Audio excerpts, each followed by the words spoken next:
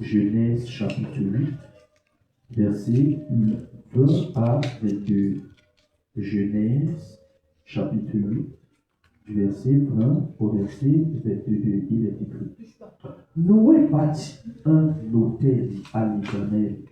Il prit de toutes les bêtes pures et tous les oiseaux purs et offrit les holocaustes sur l'autel. L'Éternel sentit une odeur agréable et dit en son cœur: Je ne maudirai plus la terre à cause de l'homme, parce que les pensées du cœur de l'homme sont mauvaises dès sa jeunesse, et je ne frapperai plus tout ce qui est vivant comme je l'ai fait. Tant que la terre subsistera, les semailles et la moisson, le froid et la chaleur, l'été et l'hiver, le jour et la nuit ne cesseront point. Amen. Bien, il faut noter que nous parlons de la puissance de l'autel et du sacrifice. Vous allez vous rendre compte qu'il y a une puissance qui se dégage non seulement à partir de l'autel et à partir du sacrifice. Or, la plupart du temps, plusieurs d'entre nous pensons que c'est simplement parce que nous allons prier que nous allons parfois avoir certaines percées financières. Que c'est parce que nous allons jeûner que nous allons avoir des percées financières. Mais je voudrais vous dire quelque chose pour être sincère avec vous. C'est que, en fait, le jeûne et la prière vous donneront des désirs. Le jeûne et la prière vous donneront des accès spirituels. Mais le jeûne et la prière ne vous donneront pas de l'abondance. Pourquoi?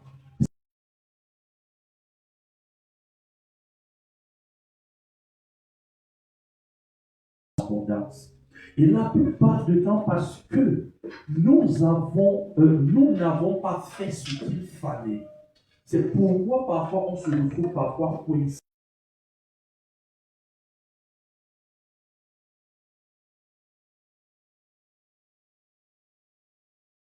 N'expérimente pas l'abondance avec Dieu. Et j'aime lorsque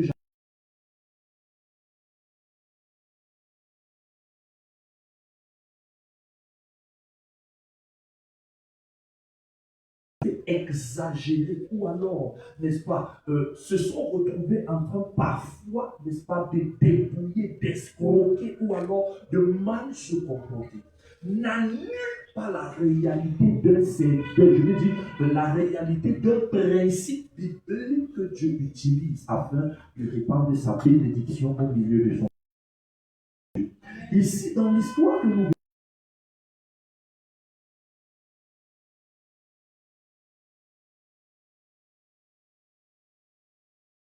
à cause de la méchanceté des hommes,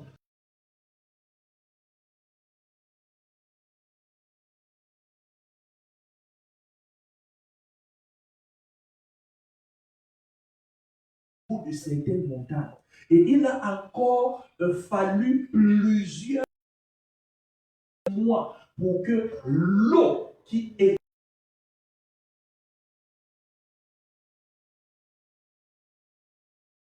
créature qui était sur la terre a été effacée en dehors des 8 personnes qui se retrouvaient dans je vais dire dans le bar. Et Dieu avait donné des prescriptions à Noé en cette époque.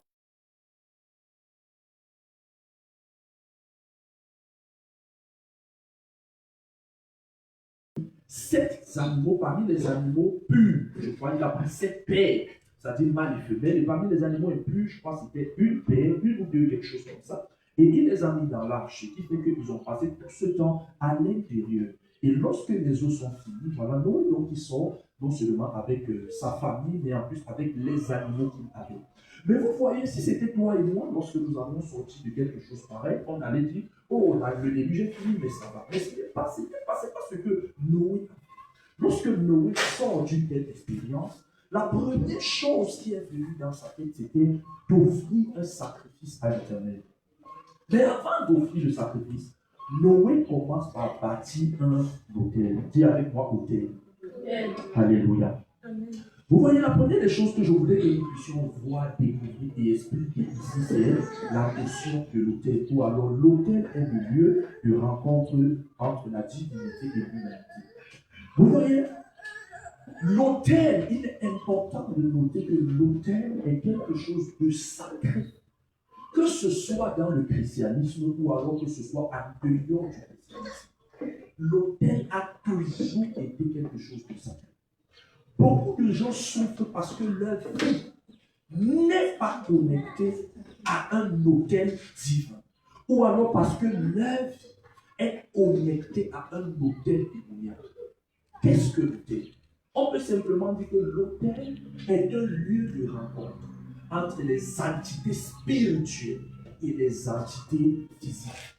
On peut encore dire, l'autel est un lieu de rencontre entre l'humanité et la divinité. L'autel est un lieu sacré dans lequel il y a des transactions spirituelles.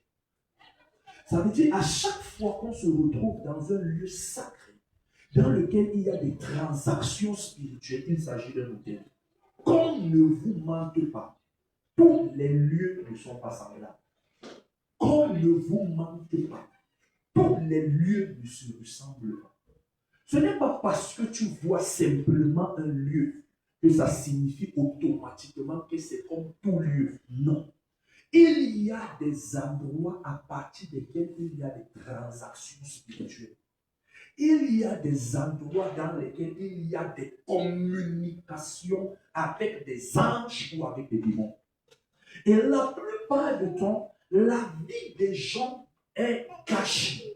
Parce que parfois, leur vie est connectée à un autel maléfique. Et la vie des gens est avantageuse lorsque leur vie est connectée à un autel divin ou alors un autel angélique.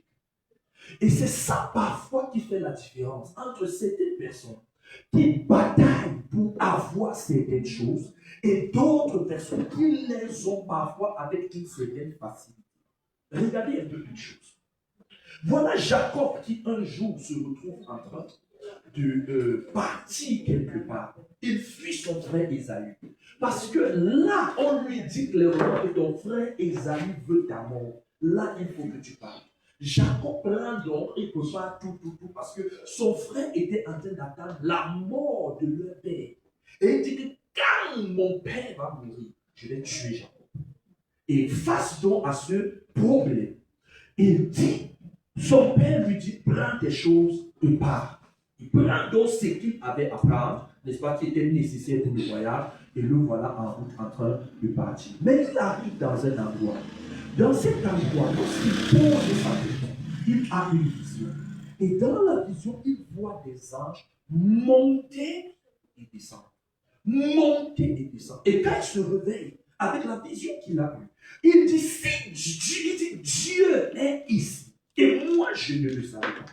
Souvenez-vous que la Bible ne dit pas que les anges descendaient et montaient. Non, la Bible dit que les anges montaient et descendaient. Si on dit monter premièrement, ça veut dire que les anges étaient déjà là. S'ils étaient déjà là, c'est parce que il y a de cela plusieurs dizaines d'années, son patriarche ou alors son grand-père Abraham était en ce même lieu et avait eu une rencontre avec Dieu. Et parce qu'il avait eu une rencontre avec Dieu, ce lieu avait été consacré, était un lieu de visitation. Lui, par hasard, se retrouve au même lieu, au même environnement. Mais maintenant, il se retrouve en train d'avoir des visions. Mais soyez-en sûrs d'une chose. Jacob n'avait pas fait une seule journée ou alors une seule nuit en route. Ça veut dire qu'il avait dormi dans d'autres endroits, mais il n'avait pas reçu une certaine visitation. Mais c'est lorsqu'il arrive dans cet environnement que Jacob est visité. Pourquoi? Parce que c'était un bouquet. Je ne sais pas si quelqu'un vous comprend. J'arrive quelque part. C'était un bouquet. Nous comprenons par là que lorsque ta vie est connectée à un hôtel, il y a certaines transactions spirituelles automatiques. Il y a certaines choses qui se manifestent parfois aussi simplement qu'une autre personne dont la vie n'est pas connectée à cet hôtel se retrouve en train de batailler pour avoir. Et la plupart du temps, c'est parce que nous ne notons pas et nous ne comprenons pas la réalité de l'hôtel que parfois nous souffrons. Maintenant, regardez ceci. Voilà Noé qui sort de l'arche. Et lorsque Noé sort de l'arche, la première des choses, c'est quoi? C'est qu'il bâtit premièrement un hôtel. Il bâtit un hôtel. L'hôtel, c'était quoi? C'était pour que, en fait, avec tout ce que Dieu a fait, Dieu a détruit toute la terre, oui, toutes ces choses-là. Mais il faut au moins un endroit, un environnement dans lequel, lorsque je me rapproche de là, n'est-ce pas, il y a des transactions entre le ciel et la terre. Il y a des transactions entre Dieu et moi, entre les anges et moi, dans lesquelles Dieu se manifestera. Pourquoi? Parce que j'ai besoin, n'est-ce pas, de certaines transactions. Or, pour que ces transactions soient effectuées, il faudrait que, n'est-ce pas, il y ait premièrement l'autel. Alléluia. Lorsque nous parlons de cette réalité sur l'autel, vous vous rendez compte que la plupart du temps, même la vie de plusieurs personnes est connectée à ces autels diaboliques. Vous voyez, nous venons parfois des familles. Et parfois, dans ces familles, il y a ce qu'on appelle les lieux sacrés. Et un lieu sacré où on a dit, il y a des alliances qui ont été faites, il y a. Et ça fait que le simple fait que ta vie soit affiliée, soit en alliance avec quelque chose, n'est-ce pas? En ce moment-là, tu n'es plus libre. C'est toi qui penses que tu n'es pas libre. Et parfois, tu te retrouves en train de tourner, de batailler, et ainsi de suite. Tu ne sais pas ce qui t'arrive. C'est parce qu'il y a un hôtel qui est en train de réclamer quelque chose dans ce qui concerne ta vie. Et maintenant, tu batailles, tu fais des efforts, tu fais ceci, tu fais cela. Parfois, jusque-là, rien. Tu te demandes, mais qu'est-ce qui m'arrive? Pourquoi est-ce que c'est seulement moi qui souffre comme ça? Tu souffres comme ça parce que ta vie dans le règne spirituel est connectée à un hôtel. Mais maintenant, nous sommes beaucoup plus orientés dans le volet chrétien, c'est-à-dire dans le volet biblique, bien sûr. Et nous voyons au travers de ceci que Noé commence par bâtir un hôtel à l'Éternel. Maintenant, si nous revenons par exemple, parce que je sais que nous sommes dans le Nouveau Testament, nous sommes dans la Nouvelle Alliance, vous voyez que vous allez vous rendre compte qu'il y a en fait ce qu'on peut appeler les hôtels bibliques, n'est-ce pas, les hôtels chrétiens. Ta vie, d'abord, toi-même, ton corps est un hôtel. La Bible dit, offrez vos corps comme un sacrifice vivant à l'Éternel. Alléluia. Ça veut dire que toi-même, tu es un hôtel. Ça veut dire que tu es le temple du Saint-Esprit. Quand on dit le temple du Saint-Esprit, c'est-à-dire la maison du Saint-Esprit, la maison de Dieu. Ça veut dire ta vie, premièrement, est un hôtel. Mais en dehors de ça, l'hôtel est un lieu qui a été dédicacé à Dieu. Je reprends. L'autel est un lieu qui a été dédicacé à Dieu, qui est comme une priorité. Et dans l'environnement de l'autel actuel, nous considérons que l'autel, c'est l'église. Et c'est pas si on se comprend. J'arrive quelque part. L'autel, c'est l'église. Ça veut dire, la plupart du temps, vous vous rendez compte que lorsque peut-être on construit peut-être une église ou quoi que ce soit, parfois on lève quelque chose ici pour montrer là, le fait que ici, par exemple, soit sacré ou alors a une importance particulière parce que c'est à partir d'ici que la bénédiction se déverse ou alors se sort pour se manifester au niveau du groupe. La Bible nous dit donc que Noé a bâti un hôtel. C'était la première des choses. Lorsque l'hôtel est bâti, il y a d'autres choses maintenant qui suivent. Mais premièrement, il faudrait noter qu'il faut que ta vie soit connectée à un hôtel. Et dans toute la Bible, n'est-ce pas, l'hôtel est un lieu, n'est-ce pas, de la présence de Dieu et d'adoration, d'alliance et de consécration. Nous voyons par exemple Abraham, partout où il passait, n'est-ce pas, il bâtissait des hôtels. Isaac bâtit un hôtel lorsqu'il reçut la confirmation de la promesse. Jacob éleva un hôtel après avoir rencontré Dieu à Bethel. C'est-à-dire, lorsqu'il a rencontré Dieu en ce moment, il a élevé un hôtel davantage. Et Élie repara l'hôtel de l'Éternel avant que le feu ne descende du ciel. Vous vous rendez compte que ce soit dans l'Ancien Testament, même dans le Nouveau Testament, ceci a toujours été l'une des priorités. Pourquoi? Parce que c'était un environnement qui a été consacré. Regardez. Il y a des endroits dans lesquels vous dormez, vous avez des visions. Il y a des endroits dans lesquels vous dormez, vous avez des cauchemars. Il y a des environnements dans lesquels vous dormez, vous avez des attaques. Ou il y a des environnements dans lesquels vous dormez, vous avez eu certaines visitations terribles. Pourquoi? Parce que ça dépend de l'endroit. Il y a des endroits où il y a des transactions spirituelles positives, c'est-à-dire des anges, et il y a des endroits où il y a des transactions spirituelles négatives, c'est-à-dire des démons. Lorsqu'on comprend ceci, nous comprenons donc la vie d'une personne est connectée à un autel. En fait, il faut que la vie d'une personne soit connectée à un bon autel et qu'il soit déconnecté d'un mauvais autel. C'est pourquoi vous vous rendez compte que lorsque Dieu a visité Gédéon, il lui a demandé, en fait, la première des choses, c'est que Gédéon est parti détruire l'autel de la maison de son père.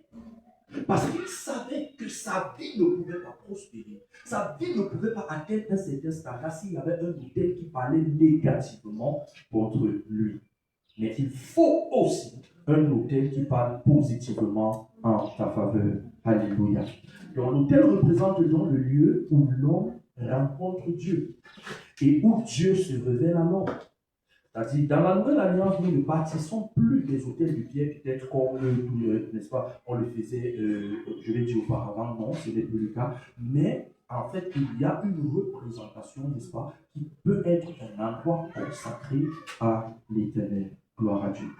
Et maintenant, si nous considérons donc que l'autel, c'est la maison de Dieu, ça veut dire que nous comprenons qu'au travers de la maison de Dieu, il y a la bénédiction qui doit se manifester et qui devrait se manifester dans la vie de chaque personne. Alléluia. La deuxième des choses que j'aimerais que nous partageons, n'est-ce pas, c'est quoi? C'est que le sacrifice est le langage qui parle sur l'autel. Je reprends. Le sacrifice est le langage qui parle sur l'autel. Regardez, vous vous rendez compte que l'autel, c'est l'endroit dans lequel on peut avoir des transactions spirituelles. Mais lorsque ta vie n'est pas connectée à l'autel, en ce moment, tu peux passer tout le temps, mais ces transactions ne sont pas. Parce que la puissance d'un autel, c'est le sacrifice. Vous vous rendez compte, lorsque nous regardons dans l'Ancien Testament déjà, mais même avant l'Ancien Testament, parce que beaucoup de personnes vous diront, n'est-ce pas, que en fait ce sont des choses, c'est la loi, un ensemble de choses, mais attention, il faudrait noter lorsque nous étudions la Bible ce qu'on appelle la théologie biblique, parce que en fait, la théologie mosaïque, c'est-à-dire de la loi de Moïse, apparaît à partir de Moïse, pour la révélation que Moïse a pu. Mais vous vous rendez compte qu'il y a des choses, des événements qui se sont passés avant Moïse. En ce moment-là, c'était la foi et la révélation. Je ne sais pas si on se comprend. Parce que je sais que beaucoup de personnes se tiendront en commençant à dire « Oh, c'est la loi, oh, c'est ceci, oh, c'est cela ». Mais attention, les patriarches qui ont été là avant Moïse ont eu la révélation avant même que Moïse ne vienne. Moïse est venu avec la loi par pour institutionnaliser certaines choses. C'est-à-dire pour que ça devienne une norme, ça devienne une loi, certaines choses. Mais en réalité, il y a beaucoup de ces choses qui se sont passées avant Moïse. Et lorsque nous étudions la théologie biblique, nous nous rendons compte que, en fait, une théologie est confirmée lorsque nous voyons l'apparition de sa reprise. Je ne sais pas si on se comprend. Amen. Parce que si on vient pour voir une seule occurrence, on peut dire que c'était circonstanciel selon la circonstance que la personne s'est comportée comme ça. Et on ne peut pas se baser sur une seule ou alors un seul passage pour établir une doctrine. Mais lorsque nous voyons que plusieurs patriarches, pendant des générations, ont effectué presque la même chose, en ce moment, c'est pas là. Et même lorsque nous revenons dans le Nouveau Testament, vous allez vous rendre compte que la même chose est encore répétée même dans le Nouveau Testament. Et nous allons revenir là-dessus. Mais je veux premièrement dire que, en fait, ceci nous montre la puissance de cette révélation parce que, n'est-ce pas, ici, il ne s'agissait pas de la loi de Moïse. C'était avant la loi de Moïse et Noé a fait cela. Lorsque Noé a bâti premièrement l'autel, il est venu, qu'est-ce qu'il a fait? C'est qu'il a immolé certains animaux. Et lorsque Noé s'est retrouvé en train d'immoler certains animaux en offrant cela en sacrifice, la Bible dit que ceci, Dieu a senti une bonne odeur. Et à cause de cette odeur, il a dit, je ne maudirai plus jamais la terre. Écoutez, par l'eau, bien sûr. Lorsque Dieu dit, je ne maudirai plus jamais la terre par l'eau, ce n'est pas que Moïse est sorti de l'autel et ça s'est passé. Noé, merci. que Noé est sorti de l'arche et directement ça s'est passé. Non, ce n'est pas ça. Parce que parfois, nous ne savons pas que entre la sortie de l'arche et la parole, la promesse de Dieu, il y a eu quelque chose. Il s'agissait de quoi? L'autel et le sacrifice. Maintenant, regardez. Vous voyez, la Bible dit que Dieu sentit une bonne odeur. Vous vous imaginez quelqu'un qui sort du jugement. Il sort de juger la terre. C'est-à-dire où sa colère a été manifeste. Mais quelques instants plus tard, il ressent une bonne odeur. Et il donne maintenant une parole contre jugement. Ou alors j'ai envie de dire une parole de bénédiction. Ou alors je ne sais pas si je vais dire une parole de contre-malédiction. À cause de quoi? Du sacrifice. Beaucoup de gens aujourd'hui parfois ne considèrent pas la valeur et la puissance du sacrifice. Qu'est-ce que le sacrifice? Le sacrifice est un type d'offrande qu'on peut donner à Dieu dans le but soit d'apaiser sa colère, soit d'ouvrir une brèche, une porte, ou alors d'activer quelque chose qu'on n'a peut-être pas par d'autres choses. Je veux dire par d'autres principes.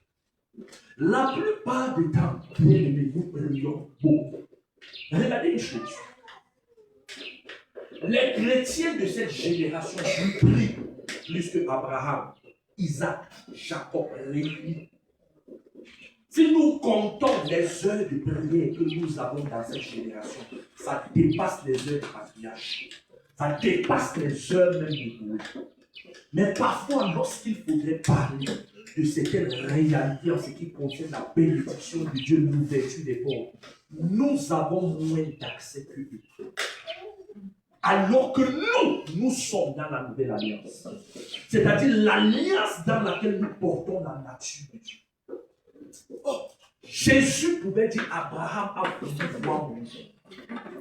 Ça veut dire qu'en fait, aujourd'hui, nous vivons dans une dispensation dans laquelle nous sommes l'expression de Dieu.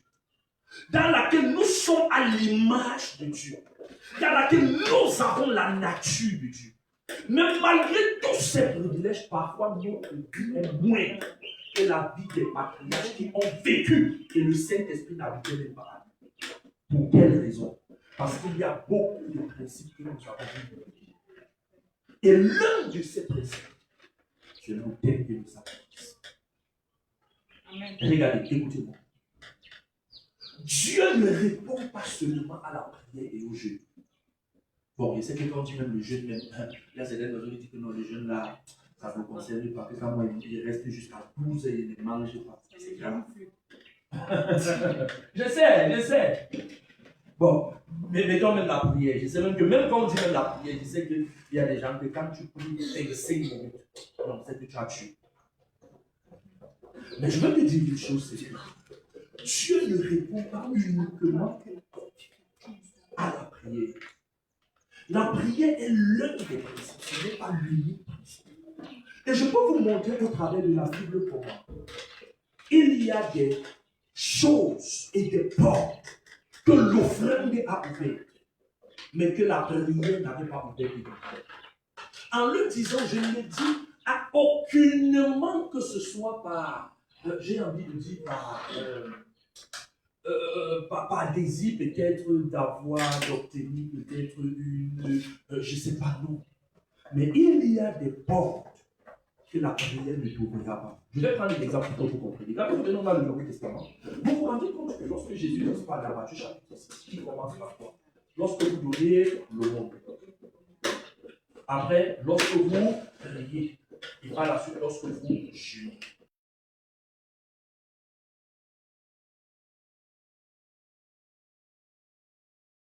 C'est-à-dire donner. La prière, il dit lorsque vous priez.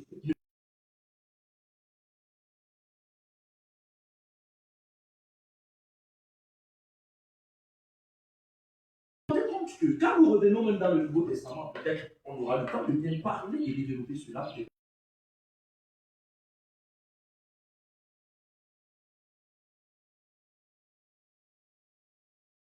De réciter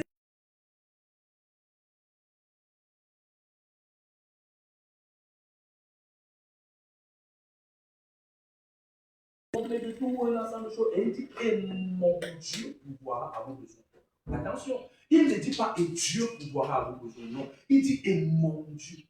Quelle est la différence entre les deux? Ça veut dire que lui, apôtre Paul, il avait une alliance avec Dieu pour bénéficier de ce qu'il a. Il faut activer par le foi. Je ne sais pas si quelqu'un vous comprend. Donc ça veut dire que nous comprenons au travers de ceci que pour obtenir les choses de Dieu, il ne s'agit pas seulement de prier et jeûner. Quand on trouve en train de faire le dénombrement d'Israël, ce qui était désagréable à Dieu, et Dieu décide de frapper en fait. Je lui propose 3 fléaux. Dieu dit, choisis soit 3 jours de peste, soit 7 ans de famine, ou alors 3 mois de fuite devant les ennemis. Oui, je crois, 3 mois ou bien 3 années de famine, quelque chose comme ça, ou alors 3 mois de fuite devant tes ennemis.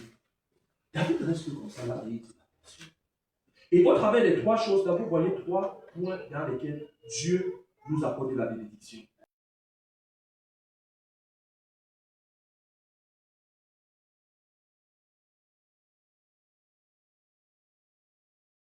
Tu devras voir Christ.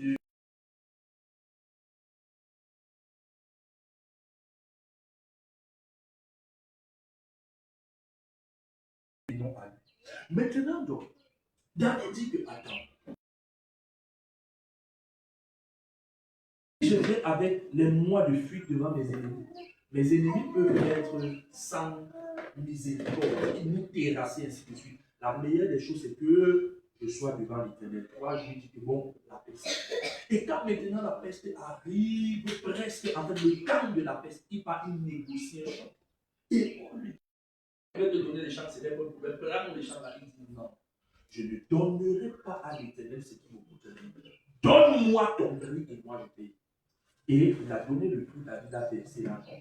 Dès que David est parti, il a offert le sacrifice. L'aide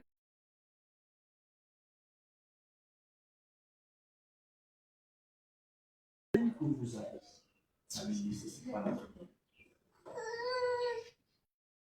Beaucoup de problèmes. Ce n'est pas par la prière que tu vas se trouver. C'est difficile de le dire, mais c'est vrai. Difficile de le dire, mais c'est vrai. Beaucoup de problèmes ne partent pas par la prière. Regardez.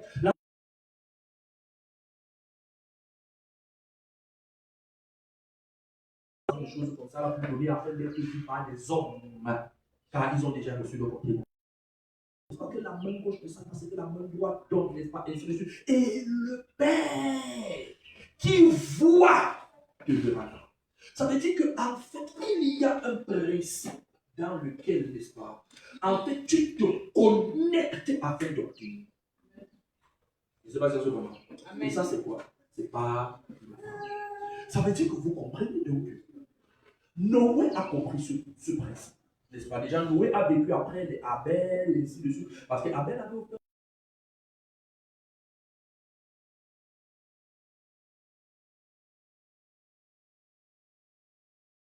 Ce qui est passé.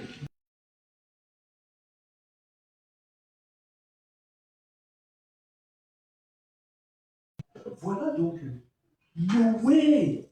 Dieu dit, je ne maudirai plus la terre à cause de l'homme. Ah. Ça veut dire qu'en fait, Dieu reconnaît, n'est-ce pas, que l'homme est mauvais.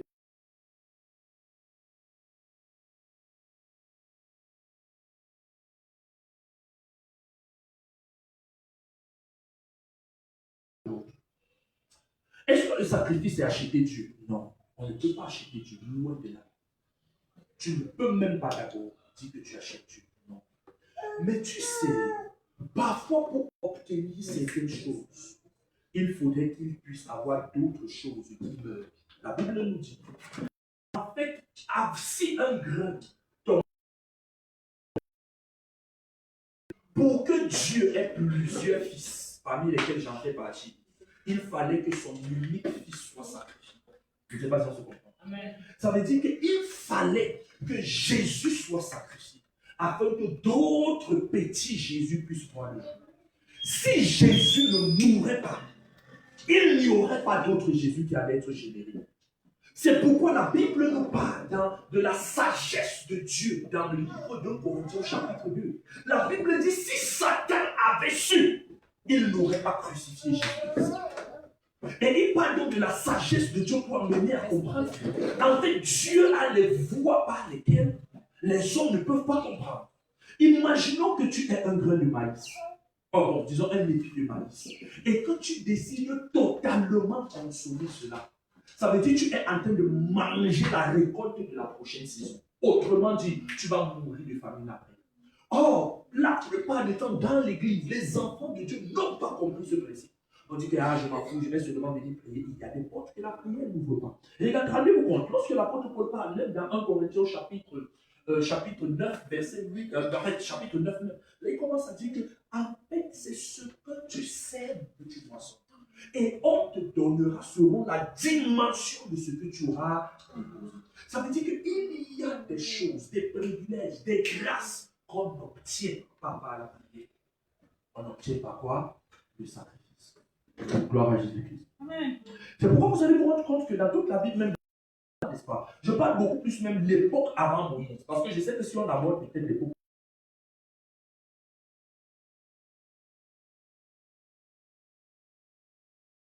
ce qu'on a obtenu, simplement comme ça. Bon, je vais revenir même là-dessus. Mais regardez, donc à l'époque, n'est-ce pas, avant Moïse, nous voyons par exemple Abel, qui a offert les premiers-nés du troupeau. Regardez.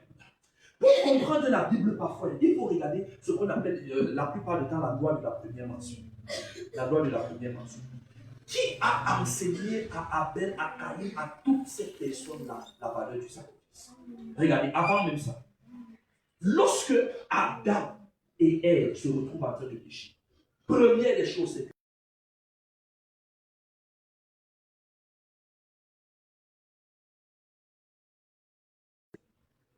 quelque temps après, voilà Abel et Caïn qui grandissent. On mentionne seulement que Abel fut un éleveur, alors que Caïn c'était un cultivateur. Et à partir de là, qu'est-ce qui s'est passé? C'est que Caïn a offert, Abel a offert. Et moi, je me pose la question, qui leur a enseigné ça?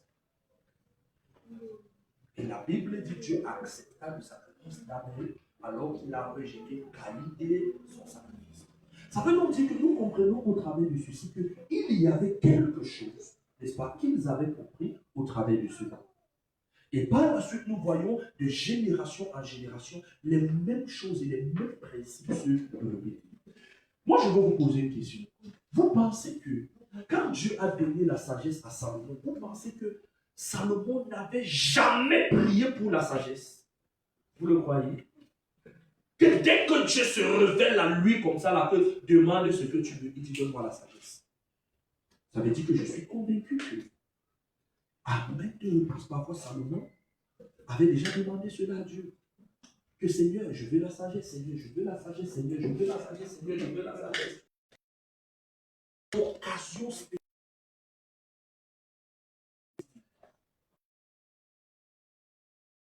Occasion. Tu as fait un sacrifice. En ce moment, le ciel s'ouvre à ta famille. Gloire à Dieu. Et en ce moment-là, tu commences à avoir accès à certaines grâces et bénédictions. Gloire à Dieu. Amen. C'est la raison pour laquelle, bien aimé, il est important de savoir qu'en fait, il faut sacrifier certaines choses pour obtenir d'autres. Beaucoup de personnes, parfois, quand je regarde leur vie, vous voyez, bon, pour ceux qui me connaissent, moi je ne parle même pas trop d'argent. Moi je parle de la foi, des miracles, des naturels, etc. Alléluia. Amen. Mais je veux dire une chose, c'est que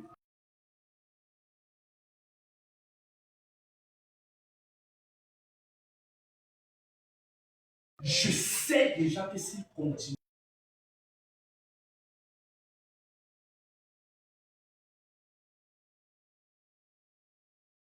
parce que je sais que la parole est très puissante.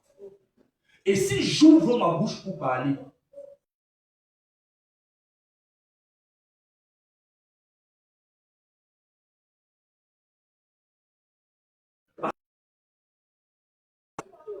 qu'est-ce qui parle en ta faveur? À Dieu pour dire, voici Seigneur, je me connais.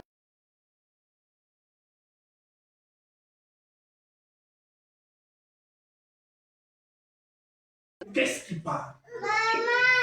On n'achète pas Dieu par la grâce de Dieu. Mais on peut activer, on peut peut-être activer le meilleur mot, on peut se connecter, ou alors j'ai envie de dire, on peut favoriser la grâce de Dieu. On peut permettre à ce que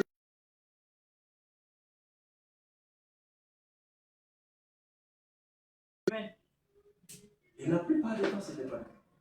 Je ne sais pas si je vous ai déjà dit ici là qu'il y a une fois, j'ai traversé, j'avais un combat que je traversais, c'était des yeux, un truc comme ça là-bas. Et voilà.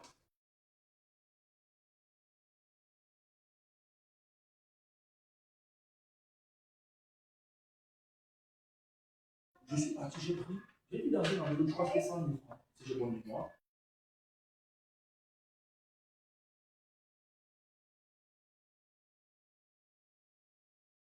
Je dis que vraiment que les opérations s'y finissent à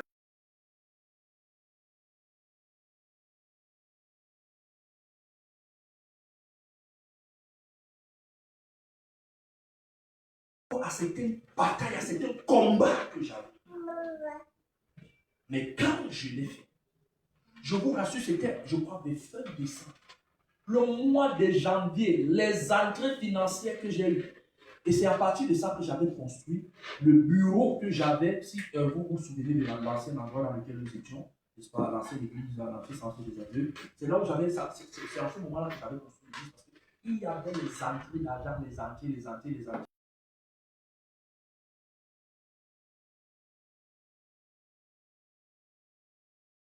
Là, dans lequel je pouvais mettre des papiers, des trucs de la bibliothèque, de l'environnement, de la vie. En fait, lorsque je partais le faire, c'était peut-être pour toutes les choses d'argent. Mais le simple fait que j'ai été connecté à l'autel, ça a activé les réalités de l'argent est entré ici. Il y a certaines choses, même certains combats, pour avoir la victoire, il faut sacrifier quelque chose. C'est difficile de le dire, mais je peux vous le montrer et le prouver individuellement. Regardez. Si vous voyez la seule prophétie d'Élisée qui ne s'est pas accomplie, le roi de Moab s'est retrouvé coincé. Et lorsqu'il regarde à gauche, il ne peut pas aller. Il regarde derrière, il ne peut pas aller. Je veux dire, à droite, il ne peut pas aller. Il regarde derrière lui, il y a une mur.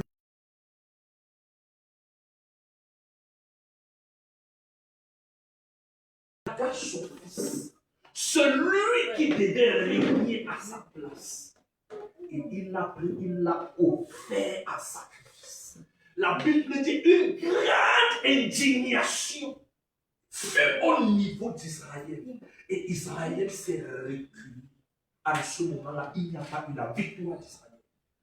Alors que Élisée, le prophète, avait dit qu'il y aura la victoire. Quand je vous demande, quelqu'un part chez nos parents, un vrai marabout, je ne parle pas des plaisanteurs du quartier, il sacrifie la chair.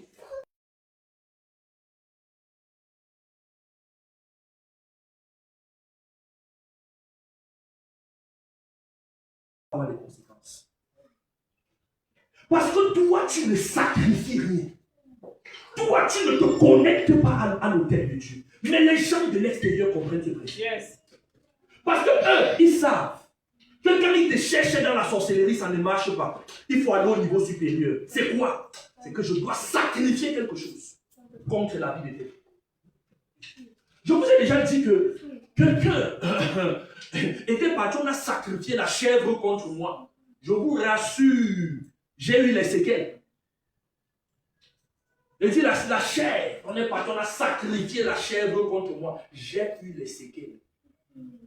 À un moment donné, tu parles. Personne ne veut t'écouter. Tout le monde accepte ce qu'on leur dit comme vérité.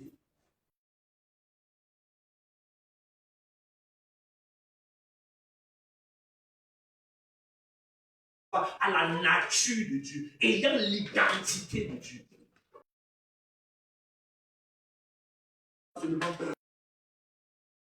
Qui t'a appris?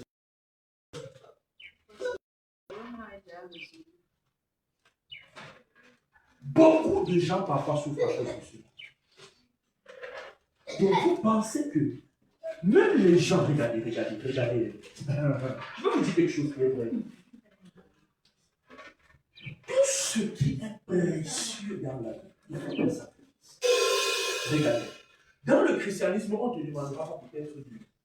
Jésus ne te demandera pas peut-être de sacrifier ton père, ta mère, ainsi de suite. Non, c'est pas ça. Parce que Jésus-Christ est déjà mort. Maintenant, toi, à ton niveau, il faut que, tu te sacrifies, c'est-à-dire que tu offres ton corps comme sacrifice vivant. De deux, tu te connectes à l'autel de Dieu afin que cet autel parle pour toi. Maintenant, vous pensez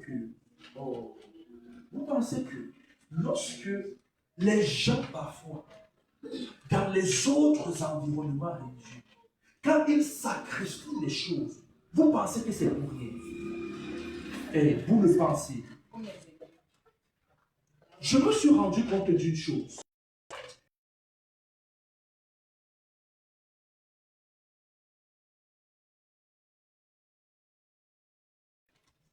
Et j'ai compris que soit l'aumône ou le sacrifice, ça existe presque partout. Et c'est pourquoi parfois ces systèmes-là demeurent.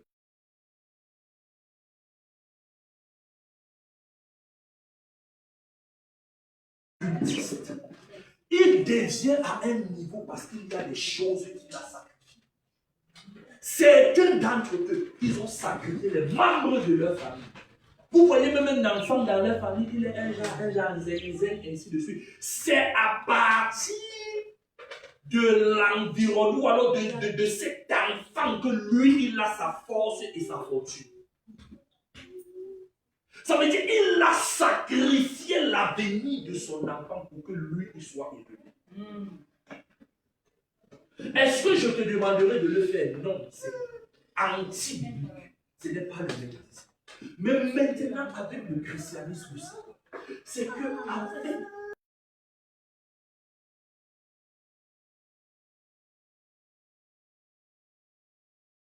je parle, regardez.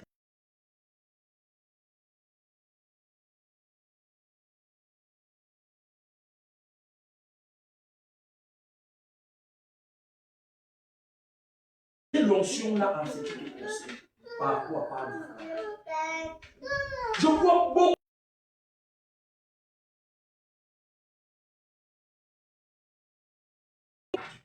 Le gars est monté, descendu, monté, parti à gauche et à droite. Un jour, je lui ai dit, si je travaille avec toi un mois, tu seras guéri. Il monte, il descend, il part là-bas, il part là-bas, il part là-bas. Je regarde comme ça, je le regarde, je ris. Parce qu'il ne sait pas ce qu'il est en train de faire. Mais il ne sait pas que, au lieu de toutes les dépenses qu'il a faites, s'il était même sage ou intelligent, il mettait un sacrifice, il vient déposer à l'autel. Et il dit, Père, comme je me connecte à toi au travers de ceci, ma santé.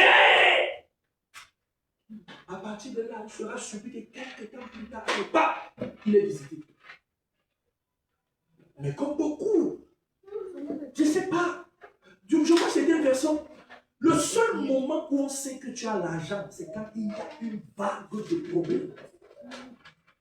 Oh, ceci, oh, la santé, ceci, la maladie, comme ceci, il faut partir à l'hôpital, là-bas, il faut. Mais quand c'est ça, tu peux partir à l'hôpital, monter, descendre, là, il y a l'argent. Bon, tu vas dire que peut-être ce n'est pas ton argent, que c'est ta famille. Bon, maintenant, est-ce que tu ne peux pas aussi voir comment même avoir l'argent de ta famille pour ta préservation, te connecter à un hôtel, la grâce de la santé?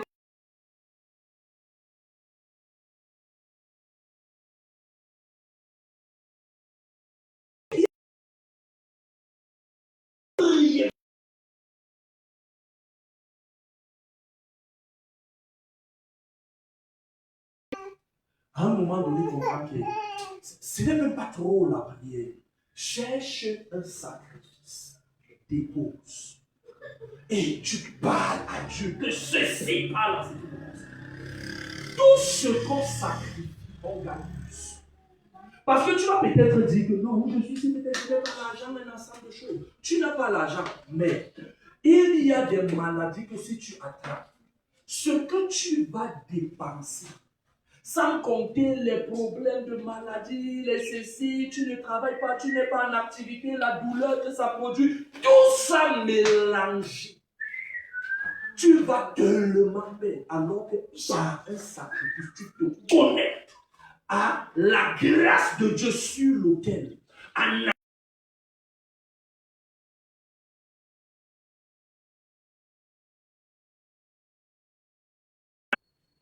on dit, non, je vais seulement partir, on va prier pour moi et la chose va disparaître. Mais, soyez-en sûrs, il y a des points sur lesquels on priera pour que ça ne disparaîtra pas.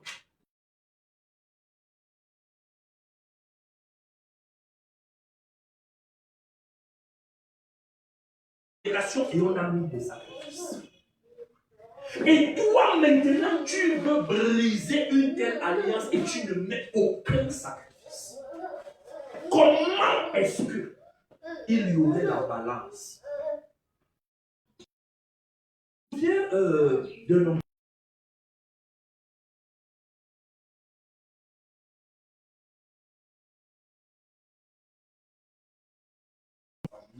Pendant ces temps, il allait même être refusé pour rappel de l'autre croyant. Et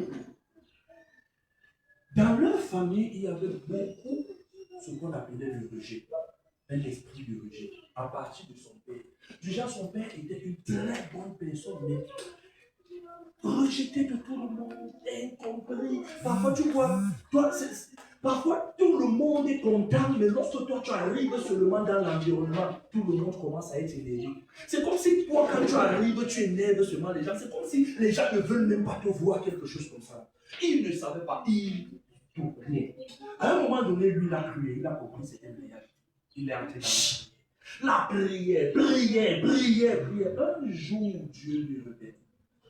Tu as beaucoup prié, oui, mais ta prière ne parle pas parce qu'il n'y a rien qui soit déposé sur nous.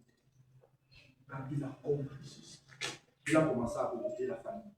Et de temps en temps, ils ont commencé à faire des sacrifices de famille, c'est-à-dire, ils cotisent, ils font dans leur famille, ils restent près de quelque chose, ils partent, ils posent sur terre, un ensemble de puis la compagnie de la prière. Et à partir de cet instant, les minutes ont commencé à être brisées. La prospérité a commencé à s'établir au fur et à mesure jusqu'aujourd'hui. Et au jour où je parle, je vous rassure, l'une des personnes que je reconnais ayant une grâce financière, que quand je regarde comme ça, je dis que non, vraiment, j'ai besoin de la grâce que tu as là. C'est lui dont je parle. Pourquoi il a compris ce principe? En lui disant, on ne dit pas ça simplement pour eux. D'abord, moi j'ai l'habitude de le dire. Si quelque chose ne te convainc pas, ne fais pas. Amen. Mais la vérité, c'est que c'est toi qui vas souffrir demain. Et quand tu vas souffrir demain, tu vas commencer à dire comment, pourquoi ça ne marche pas, pourquoi ma vie est comme ça là. Si ça ne te convainc pas, ne fais pas. Parce que la plupart du temps, lorsqu'on parle peut-être parfois de certaines choses, de l'argent, ainsi de suite, on dit que non, on va à l'église pour nous, c'est cela. Regarde, parfois je réfléchis sur certaines choses et parfois moi j'essaie un peu peut-être même de me mettre à leur place. Bon, tu penses que ce que tu donnes à Dieu là, c'est quoi par rapport à ta vie et ce que Dieu peut faire pour toi? Bon, prenons l'exemple dans un autre sens. Parfois, les mêmes gens, quand ils partaient chez les marabouts, ce qu'ils donnaient là-bas, c'était la catastrophe. Je me souviens, quand j'étais venu ici au départ, on prêchait, on parlait de la parole de Dieu et tout, on faisait les miracles, Dieu s'est manifesté. Mais comme moi, je ne parle même pas souvent sur les questions d'argent et l'ensemble de tout, on laissait tomber tout ça. C'est quand je suis parti, les gens là sont retournés chez les marabouts. Et quand j'ai entendu ce qu'ils partaient donner chez les marabouts, je me suis dit, ah, donc les gens servent l'argent comme ça. J'entends les sommes d'argent astronomiques. Quelqu'un ne m'avait jamais peut-être mis même un 10 000 ou même 20 000 dans l'enveloppe pour dire, homme de Dieu, voilà. Mais on m'a donné les 200 000 chez les marabouts. Donc ils avaient l'argent. Et papa, tu es là, oh, c'est là. Mais en ce moment, quand tu es prêt à sacrifier pour les choses bizarres, mais tu ne peux pas sacrifier pour Dieu. Tu penses que Dieu va changer ta vie comment? Tu penses que ça va se passer? Et vous voyez, certaines personnes dans le système animiste, ils ont compris certains principes que les chrétiens n'ont pas. Regardez certaines personnes. Parfois, ils sont même Yaoundé, Yadouala, ici, de ceux qui sont dans leur vie. Presque chaque fin du mois, il est au village. Quand il te dit qu'il est au village, tu penses que c'est peut-être parce qu'il y a deux ou quoi que ce soit. Non, non, non, non, non. Il fait lui ses business. Mais quand lui fait son business là-bas, il sait qu'il faut rentrer à la source. Parce que c'est la source là qui parfois gênait et qui le fortifie dans ce qu'il fait. Et quand il revient à la source là, il dit qu'il sacrifie quelque chose et qu'il ne le donne pas. J'ai vu une femme dernièrement à qui j'ai prêché l'évangile. Elle m'a dit clairement que vos histoires de Dieu là, moi je ne suis pas moi dedans. Elle est partie d'Europe, de l'Europe, pour venir au pays, pour venir faire le sacrifice et le parti. Mais quand le chrétien va voir ça, il va dire, ah, les choses là ne marchent pas, oh, c'est là, ainsi de suite. Mais vous êtes donc étonnés, n'est-ce pas, que quand nous regardons, on ne connaît pas presque tout. J'ai envie de dire, les richissimes, même de cette localité ou alors environnante, ce sont des animistes qui ne se reconnaissent pas comme chrétiens. Et ils font leurs choses là et ça marche. Toi, tu dis que tu es en Jésus-Christ. Tu le sacrifies. Et tu crois qu'à un moment donné, tu vas te délivrer. Bien sûr. Il y a des choses que nous devons comprendre. L'autel et le sacrifice parlent en ta faveur. Même parfois en ce qui concerne la protection. Nous ne sommes pas seulement là en disant que non, oui, je suis sûr, je veux que Dieu change ma vie, je veux que. À un moment donné, sur quelle base Dieu se mettra là pour bénir ta vie? Parce que la puissance d'un autel, c'est ton sacrifice. Pour qu'un autel parle en ta faveur, il faut le sacrifice. Pour qu'un autel parle en ta faveur, il faut le sacrifice. Le sacrifice n'est pas toujours quelque chose d'exorbitant ou quoi que ce soit. Non. C'est juste quelque chose à ton niveau, mais qui correspond à une certaine.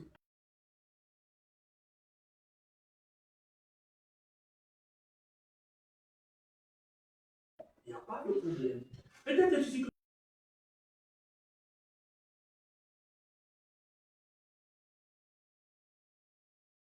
à un moment donné, tu risqueras d'être surpris.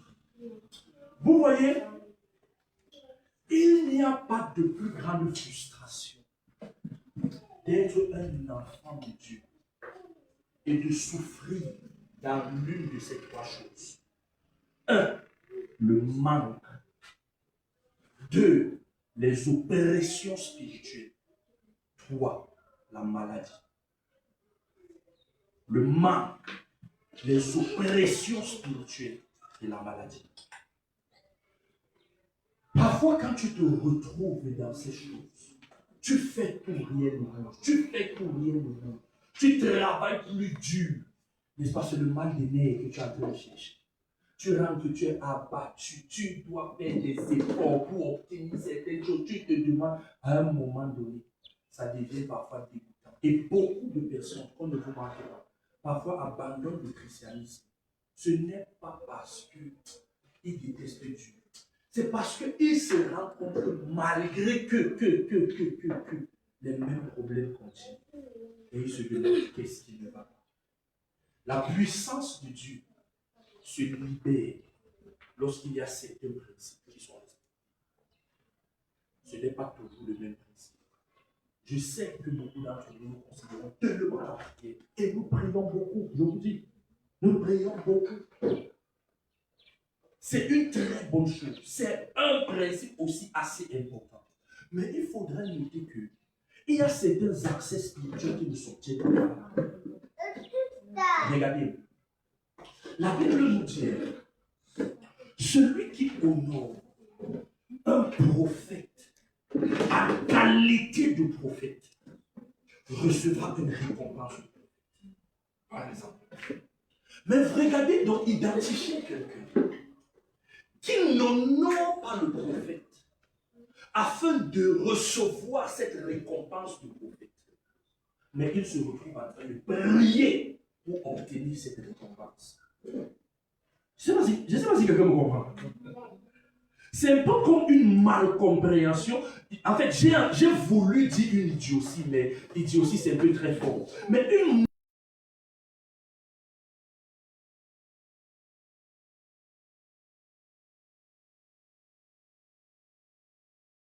je peux te rassurer, il y a des choses que tu n'auras jamais.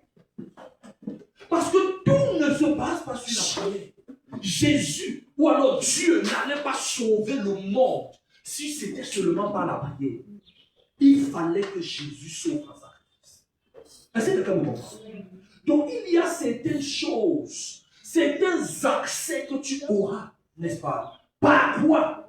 Par le donner. Regardez.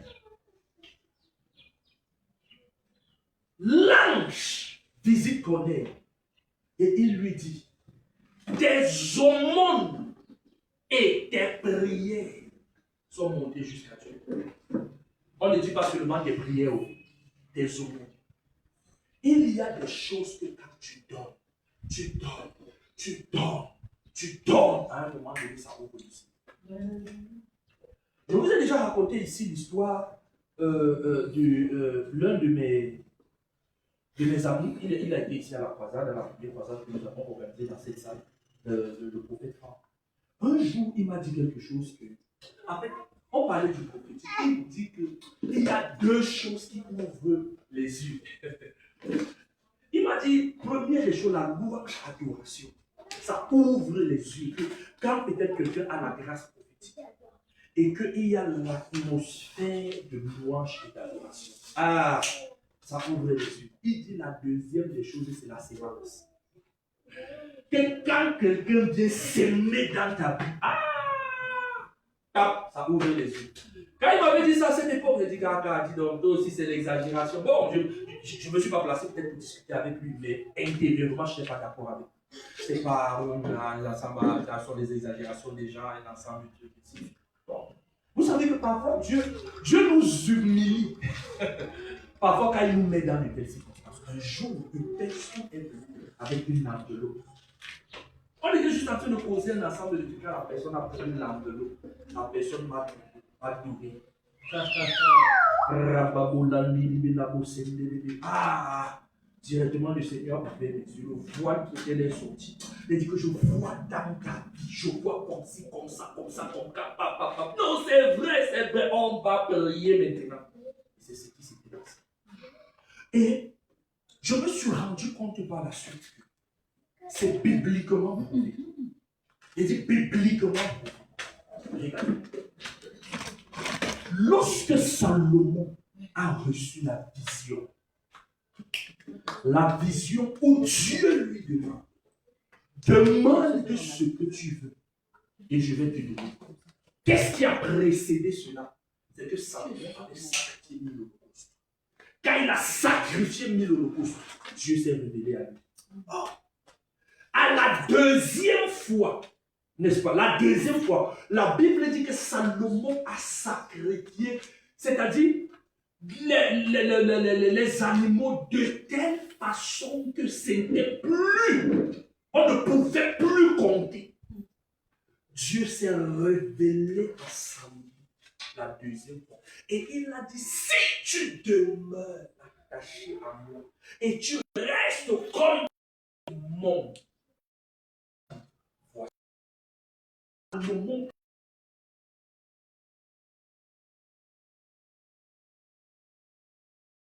sacrifice. Dieu s'est encore révélé à lui la deuxième fois. Lisez votre livre. Les deux fois où Dieu s'est révélé à Salomon, c'est parce que Salomon avait sacrifié quelque chose. Quand vous lisez la Bible, surtout dans le livre de Lévitique, on parle offrande de ceci, offrande de cela, offrande de ceci, offrande de cela, offrande de ceci, offrande de cela. À un moment donné, quand vous lisez cela, si vous êtes un peu une personne assez curieuse, tu vas dire, mais attention. Mais comment Dieu peut parfois parler même de l'offrande à certaines personnes, sous-entendant que, n'est-ce pas, il peut avoir des démunis, des personnes qui n'ont pas la possibilité d'avoir de ceci, d'avoir le pigeon, un ensemble de choses, un ensemble de trucs, tout ça, et ainsi de suite. Pourquoi? Parce que Dieu, dans son plan éternel, il a prévu que tout le monde ait au moins un minimum. Amen. Or, dans ce minimum, il y a la sémence de la prochaine génération. De la prochaine saison. Mais lorsque tu te dis que non, je n'ai pas, je n'ai jamais, bon, Dieu sera désolé. Mais la grâce qui devait être activée ne le sera peut-être pas. Pas parce que Dieu est méchant, mais parce que Dieu a voulu que les choses se passent selon les principes. Gloire à Jésus-Christ. Amen. Ouvrons un peu Matthieu, pas Matthieu, oui, Matthieu chapitre 10. Matthieu chapitre 10. Oh. Il y a certaines choses que, vous voyez, c'est très très très important. Hein? Ça dérange ici. Matthieu chapitre 10. Le verset.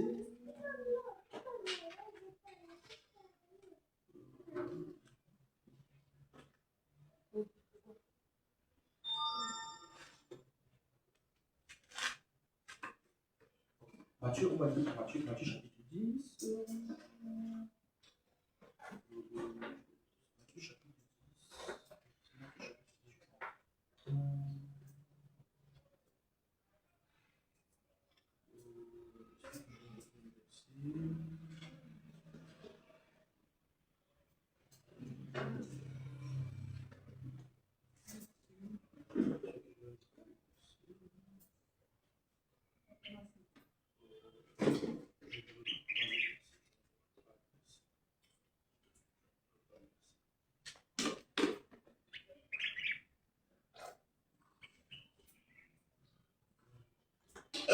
Regardez, n'est-ce pas? La Bible nous dit par exemple, ok, lorsqu'il parle aux disciples d'aller prêcher des évangiles, quelque chose comme ça, il dit, dans quelques villes ou villages que vous entrez, informez-vous s'il se trouve un homme digne de paix, de vous recevoir. De vous recevoir. De vous recevoir. Et ça que toi et moi, on va dire recevoir quelqu'un, n'est-ce pas? Pour recevoir un homme de Dieu. Parce que quand vous lisez très bien le contexte, c'est là qu'il n'a pas des apôtres.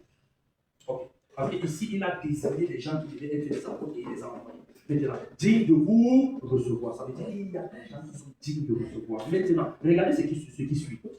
On dit de vous recevoir et demeurer chez lui jusqu'à ce que vous partiez en entrant dans la maison saluée là. Et si la maison en est digne, que votre pied vienne sur elle. Mais si elle n'en est pas digne, que votre paix ne retourne pas.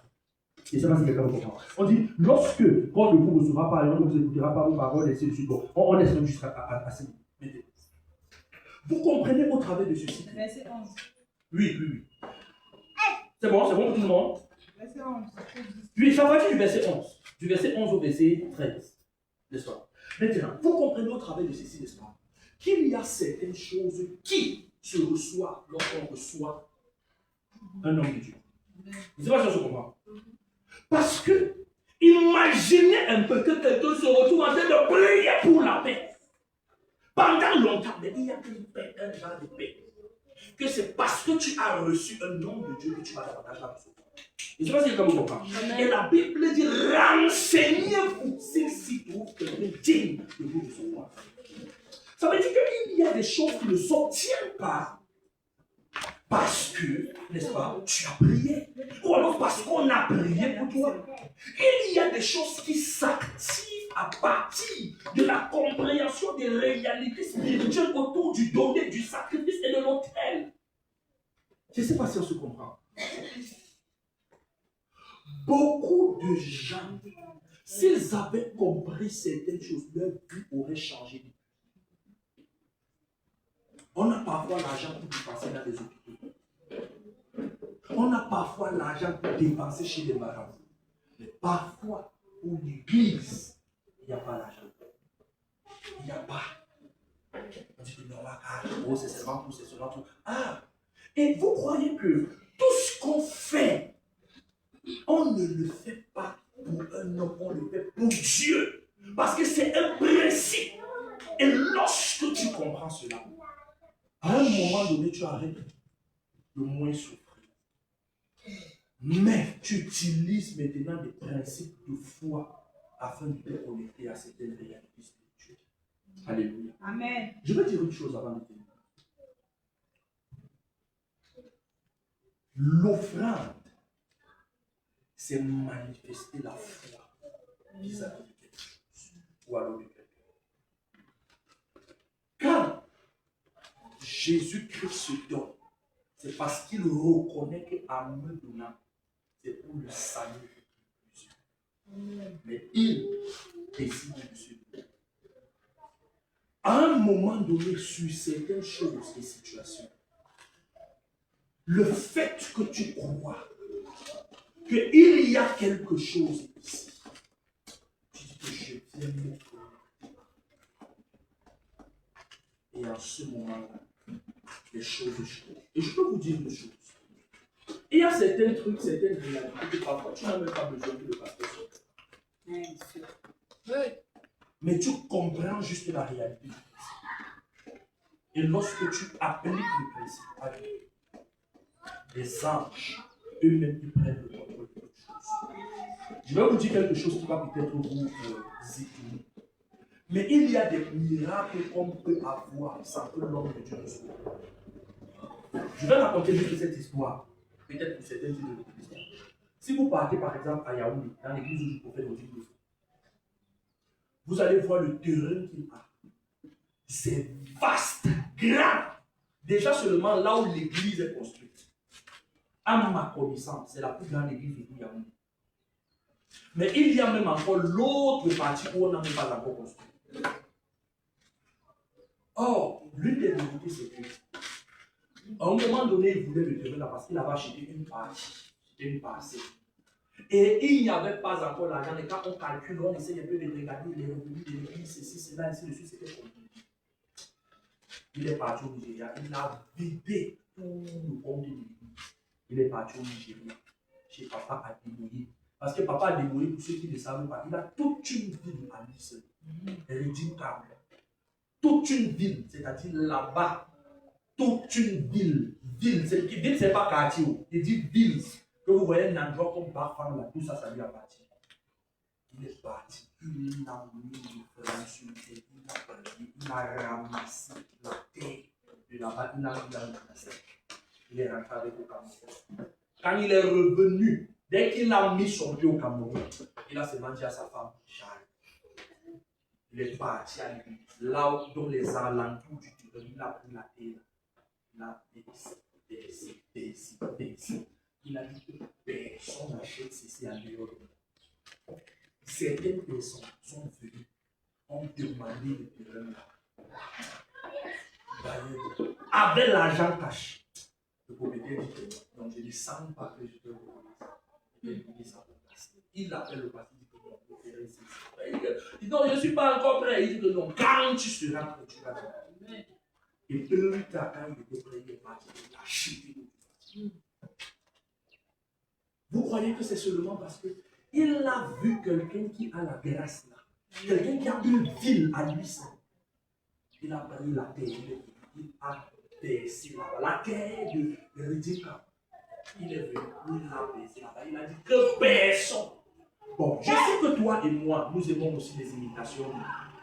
Tu vas voir quelque chose pareil, n'est-ce pas? Tu vas dire que le prophète de toi dit que personne ne.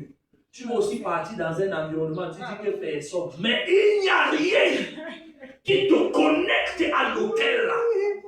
Le lendemain, quelqu'un va acheter. C'est là où tu vas comprendre que non. Il y a des gens qui ont reçu une grâce et toi, tu dois te connecter à cette grâce-là afin de recevoir. Et si tu ne comprends pas ça, bon, fais comme tu veux. Et la plupart du temps, lorsqu'on parle de cette choses, on va dire des choses ainsi de suite. Mais tu seras surpris que ta vie risquera d'être frustrée. Pourquoi? Parce qu'il y a des gens qui ont ce que toi tu cherches. La Bible dit, je vous le dis en vérité, il n'y a personne qui donnera un seul verre d'eau à l'un de ses plus petits parce qu'il est mon serviteur ou alors parce qu'il est de moi. et ne perde sa récompense. Ça veut dire qu'il y a un principe dans lequel on se connecte à Dieu au travers de quoi? Du donner. Ce n'est pas Seigneur fais, oui Seigneur fais ça, ça place, ça sonne avec celle-là. Mais en plus de cela, il faut activer d'autres leviers qui permettent davantage au surnaturel, spécifiquement dans certains domaines de ce fait. Maintenant, je vais dire quelque chose. Lorsque Noé a fait le sacrifice, n'est-ce pas, nous voyons plusieurs choses qui se sont passées. Un, Dieu dit quoi?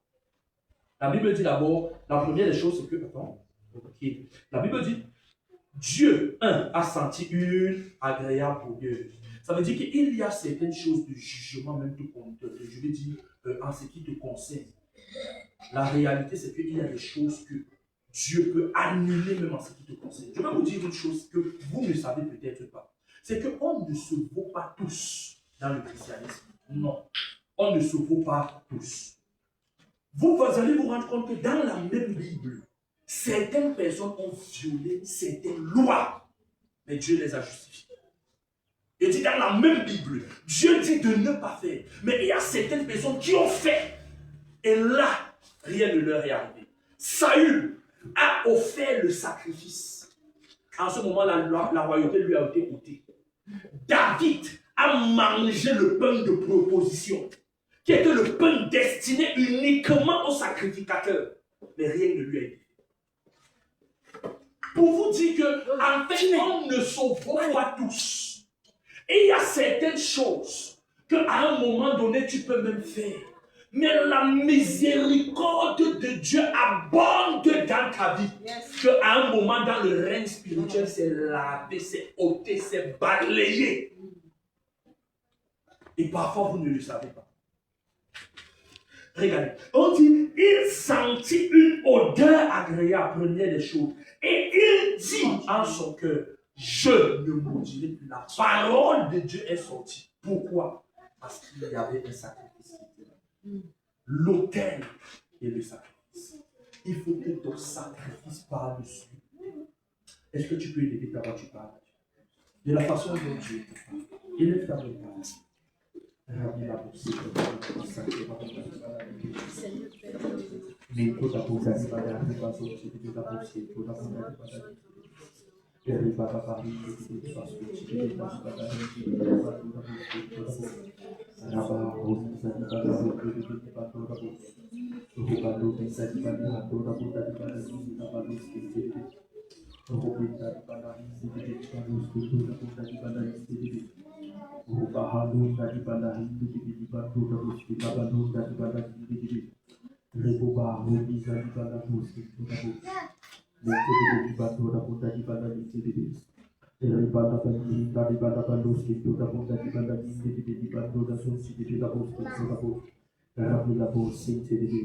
je prie au Éternel que ta grâce soit sur ton peuple, afin que Seigneur, ton peuple puisse exécuter. Seigneur, ces principes afin de se connecter davantage à toi. Reçois la gloire, l'honneur et la puissance. Sois béni encore au Éternel, au nom puissant de Jésus-Christ. Sois béni encore au Père, au nom puissant de Jésus-Christ. Reçois la gloire au Père. Sois béni et exalté encore au Père, au nom puissant de Jésus-Christ. Au nom puissant de Jésus. Nous bénissons ton nom encore. Nous célébrons toi. Au nom de Jésus-Christ. Maman Lily, j'ai vu quelque chose. J'ai vu ça pour la deuxième fois. Et c'est revenu en ce qui te concerne. En fait, j'ai vu, je ne sais pas à quel niveau c'est déjà, mais j'ai vu en fait dans la liste primitive, il y avait ton nom. Tu sais de quoi je parle. Il y avait ton nom. Mais après, on a voulu enlever ton nom pour mettre le nom d'une personne qui avait ton nom.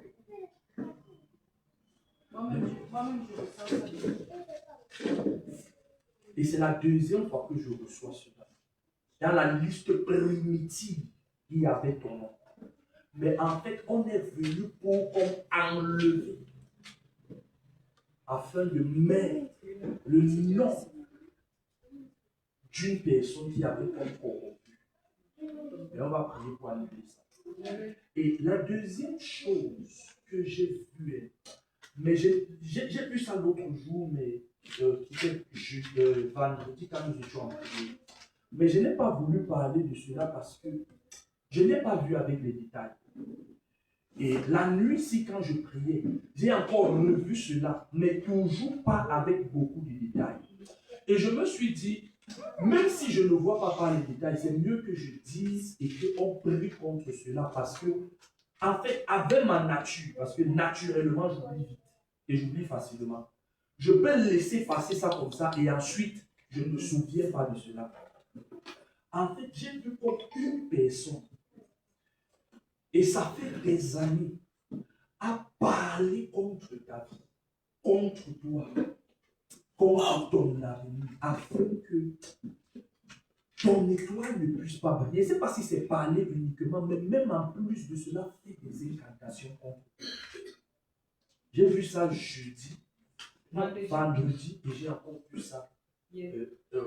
En fait, bon, disons ce matin, la 27 minutes, pendant que j'étais en train. Tu vas mettre la main sur ta tête. Quand tu dis bababari, babazoli, baboski,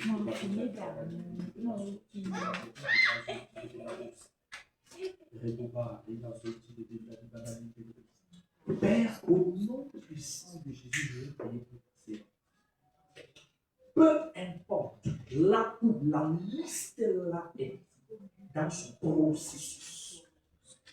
Et si on avait enlevé son nom, qu'on puisse recommencer dans le nom puissant de Jésus. Et que quelles que soient les voies de Satan, pour enlever son nom de la paix, nous refusons dans le nom de Jésus. Nous refusons dans le nom de Jésus. Nous proclamons que son nom sera inscrit dans cette liste. Nous déclarons que son nom sera inscrit dans cette liste. Dans le nom puissant de Jésus. Je proclame que tout ce qui avait été écrit dans le monde spirituel, cela est annulé à partir de maintenant dans le nom de Jésus. Je proclame à partir de ce moment tout ce que Satan fait, quelle que soit l'origine, contre elle, contre sa vie, ceci est enlevé et ôté maintenant. Dans le nom puissant de Jésus, je proclame la gloire. Je proclame la gloire. Je proclame la gloire. Et j'enlève tout ce que quiconque avait dit et avait fait contre elle. Merci Père parce que tu le fais dans sa vie. Au nom puissant de Jésus. Amen. Amen. Amen. Est-ce que tu peux nous donner un bon amen? Si tu es venu avec l'offrande, nous allons chanter et nous allons apporter nos offrandes. I have a God who never fails. I have a God who never fails. I have a God who never fails. Who never fails, who never fails, forevermore. I have a God who never fails. I have a God who never fails. I have a God who never fails, who never fails, who never fails, forevermore. I have a God who never fails. I have a God who never fails. I have a God who never fails, who never fails, who never fails, forevermore. I have a God who never fails. I have a God who never fails. I have a God who never fails, who never fails, who never fails, forevermore. Moi j'ai un Dieu qui n'échoue jamais. Moi j'ai un Dieu qui n'échoue jamais. Moi j'ai un Dieu qui n'échoue n'échoue jamais, qui n'échoue jamais, qui n'échoue jamais. Éternellement, moi j'ai un Dieu qui n'échoue jamais. Moi j'ai un Dieu qui n'échoue jamais. Moi j'ai un Dieu qui n'échoue jamais, qui n'échoue jamais, qui n'échoue jamais, éternellement. Père, nous prions pour ces offrandes, que chacun soit connecté à toute grâce présente en ce lieu, dans le nom puissant de Jésus-Christ, et que ceci soit une porte ouverte au nom puissant de Jésus-Christ. Amen. Amen. Gloire à Jésus-Christ. Alléluia. Tu peux t'asseoir un instant. Gloire à Dieu. Nous bénissons le Seigneur ce matin pour la grâce et la faveur que nous donne, que nous accorde de nous retrouver en sa présence. Alléluia. Je suis l'apôtre Gédéon Endon. Je suis le pasteur de cette église. Donc, je ne sais pas si tu es là pour ta première fois. Est-ce que tu peux juste te mettre debout et nous dire comment tu t'appelles? On ne va pas te voir à bout, on dit ho ho ho. Je crois que ce serait une bénédiction de t'appeler gentiment, poliment, respectueusement, chaleureusement par ton nom. Alléluia. Donc si c'est le cas, tu te mets juste debout, tu te présentes, où est-ce que tu viens, et tout le reste, je crois que ce serait une très grande bénédiction. Amen.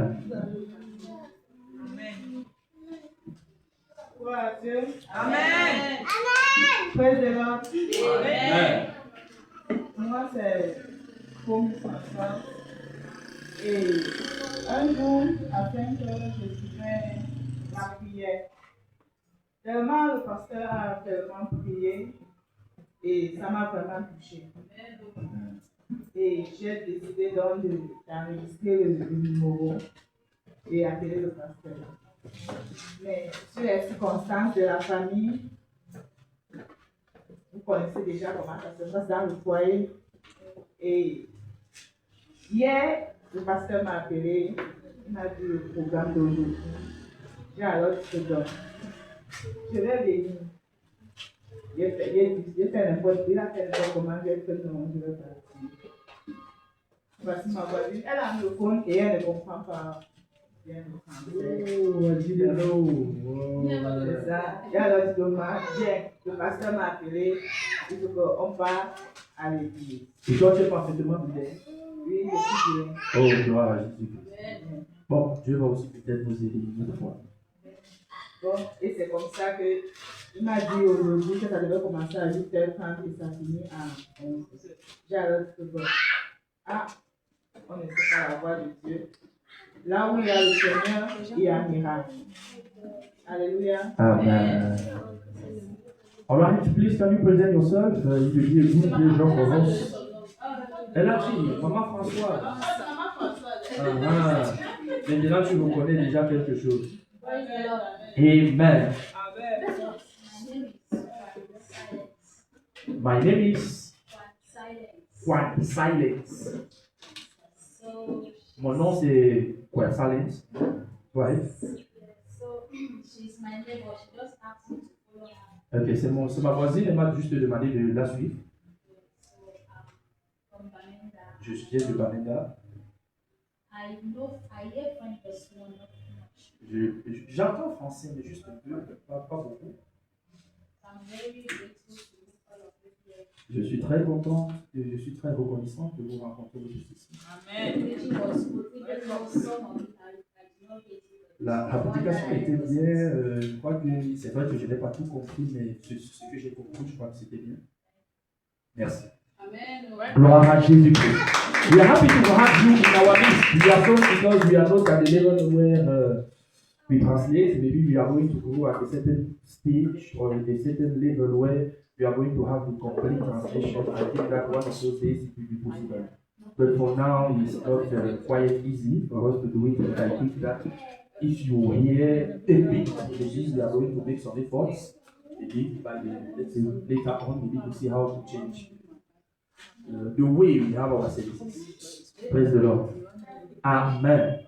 Quand je dis comme ça, quand je dis seulement, il dit praise de Lord, il y a certains qui disaient que Alléluia. c'était genre les Chinois qu'on a rapporté comme ça. Amen, amen, amen. C'est très important.